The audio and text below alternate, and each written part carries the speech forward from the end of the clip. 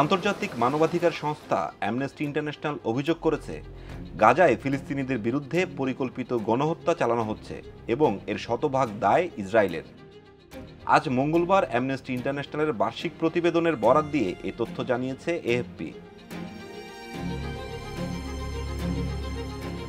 প্রতিবেদনে amnesty international অভিযোগ করেছে, ইসরায়েল নিখুঁত পরিকল্পনার মাধ্যমে গাজাবাসীদের তাদের বাড়িঘর ছেড়ে পালিয়ে যেতে বাধ্য করেছে এবং ইচ্ছাকৃতভাবে ওই অঞ্চলে ভয়াবহ মানবিক সংকট সৃষ্টি করেছে।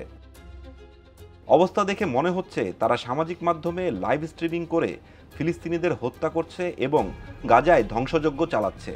ইসরায়েল গাজার ফিলিস্তিনিদের নির্মূলের সুনির্দিষ্ট পদক্ষেপ নিয়েছে, যা গণহত্যার সমতুল্য।